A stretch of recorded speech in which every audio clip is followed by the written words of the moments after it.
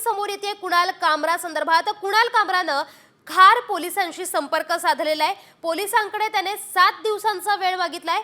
पॉडकास्टसाठी महाराष्ट्राबाहेर असल्याचं कारण त्याने दिलेलं आहे। कुणाल कामराने पोलिसांकडून 7 दिवसांचा अवधी मागून घेतलेला आहे। मात्र खार पोलिसांनी ही विनंती फेटाळून कुणाल कामराला दुसरा समन्स पाठवण्याची शक्यता आता वर्तवण्यात येते। तर कुणाल कामरानं आता खार पोलिसांकडे वेळ मागितलेला आहे। त्याने पोलिसांशी संपर्क साधलेला आहे।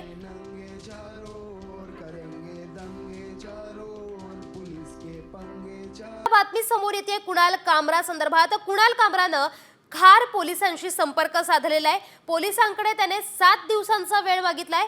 पॉडकास्टसाठी महाराष्ट्राबाहेर असल्याचं कारण त्याने दिलेलं आहे।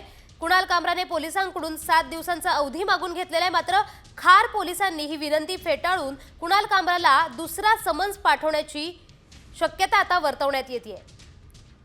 तर कुणाल कामरानं आता खार पोलिसांकडे वेळ मागितलेला आहे।